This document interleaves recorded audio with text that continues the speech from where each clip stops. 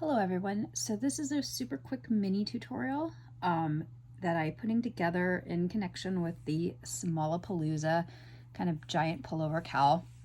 Because this cowl uses 25 mini skeins for the Emma's Yarn Small Days set, I wanted to put together a quick tutorial that shows you how to avoid having to weave in ends.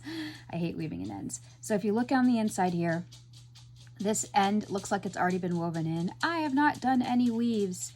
I've just joined my yarn and ended my yarn in a way so that the yarn is wrapped up in the previous knitting, so that I don't actually have to weave. So at this point, once I block this, I'll probably just snip these little bits. But I want to show you how easy it is to do that so that you can avoid weaving in ends for your Smallapalooza cowl or any other cowl that you want to, or any other piece that you want to work on. So I'm starting here with this bright limey green variegated, and I need to add in my blue, purple, pink, teal. And so first of all, I'm just going to knit this last stitch of this round so I can slip my marker. And I'm going to be doing a 1x1 color work for this join so that it blends from this old color into this new color by alternating back and forth. So to do that, you're basically going to join your new yarn. So instead of just joining and starting to knit, you're basically going to grab a bit of tail and you're going to fold your yarn in half and create like a loop. And then you're going to knit the first stitch with this new loop that you've created.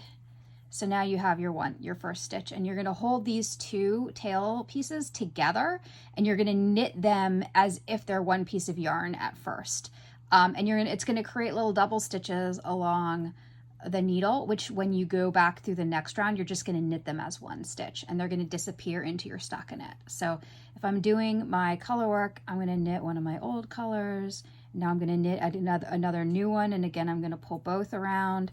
And you can see here that now there's a double stitch, and this will blend really seamlessly into your work. I have done this for all of my other joins that I've been working on in this cowl, and when you look at it, you really cannot tell that there was a double stitch anywhere in here.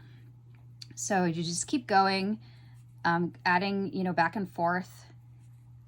And if you're knitting, if you're wanting to use this technique without going back and forth between two colors, you just knit double stitches until your tail gets super short. So here you can see that my tail is getting kind of short. I might do like one more around. And then my tail is like itty bitty. And then at that point, I'm just going to do my next color, like old color. And when I go to do the new one, I'm just going to pick up the working yarn and leave the tail off, because the tail is now too short to knit. And I'm going to knit a couple stitches so you can see what this looks like. Okay, so if we take a look at it, the join, you can see the first stitch looks like a regular stitch because that was our loop.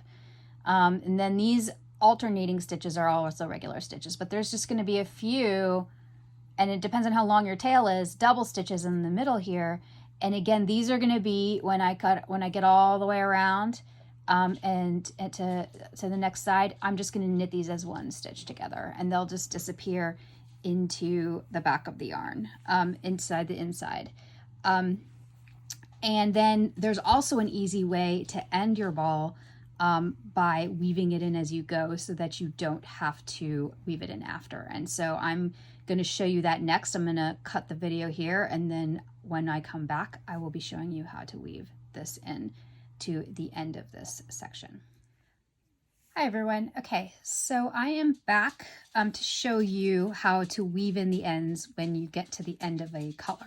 So again, this is the Smallapalooza kind of big pullover cowl shawl thingy, and I left where I was joining the brand new color, which was right here where I joined the color, and you can see once I knit everything out, where that join was is super invisible.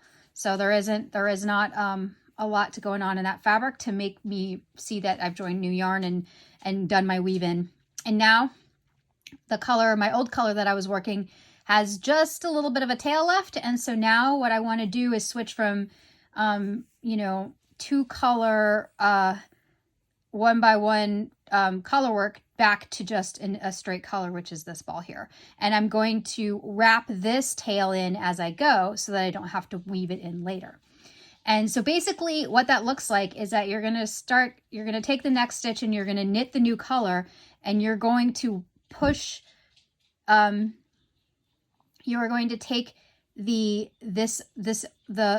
tail and you'll trap it between that yarn and the stitch. So it went under. So now I'm going to flip it, and I'm going on the next stitch, and I'm going to pull the yarn up and over, and I'll demonstrate that again, and I'll twist it, and I'll put the working yarn above, and then I'll put the working yarn below, and I'll just go back and forth twisting this tail over and under my working yarn, essentially weaving it in to the working yarn that as I work it. And again, I'm going to put it in the opposite direction, and I'm going to knit a stitch, and then I'm going to go back with it over, and I'm going to knit a stitch. And you can see here that it's just basically being worked into that stockinette and being captured and being woven in as I go. So at the end of this enterprise, I don't actually have to weave in these tails. They're just kind of woven in as I go along. And that is because I really hate weaving in tails. And I particularly hate weaving it in on stockinette. So if I can do it, you know, by just basically almost like an extended float where you're carrying that yarn along behind the yarn you're knitting, just over one stitch, under the other, so that it's being caught and held along the back. And I just do that for as long as I have tail. And that creates a nice long section of it being woven in. Oops, see you here, you can see that I actually accidentally got a little too chatty and twisted it, not as part of the stitch, but as part of the actual, not as part of my capture, but as actual stitch. So, but you just go back and forth like this, and just, you know, have it go along behind your working yarn as you work, so that you have a little tail at the end. Again, I did it. Let's take that off. Oop. So that you have a little tail at the end and can just essentially ignore it. Snip it when you get done with what you're doing, but not have to go back in and weave all these weaves.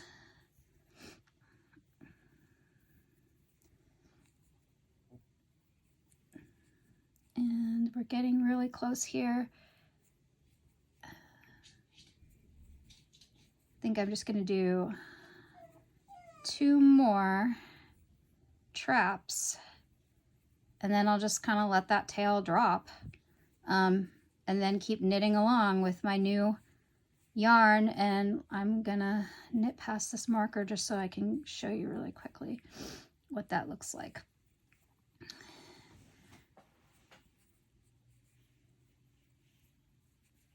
Okay, so here is the back, and you can see here is where this has been woven in along, but honestly it's pretty invisible.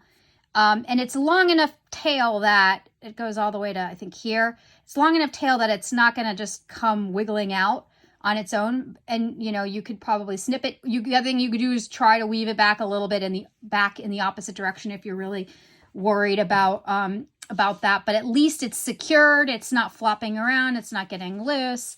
And for me, on a cowl like this, where the inside is pretty well shielded from the elements, I feel pretty confident just snipping that and going on with my day. And so that way you could see that. So that was just a little mini video on how you join a new color and then how you end an old color. And what I'll do is I'll just keep knitting this color straight stockinette with increases until I have like a few grams left, and then I'll join my next color and repeat it all over again for the next portion of this project. So hopefully this little mini tutorial is helpful. You can use this technique whenever you want to join yarn, if you're not using a magic knot, which you know I love, but here I needed 2 colors, so I do this instead of using a magic knot. Anyway, hope this was helpful. Thanks. Bye.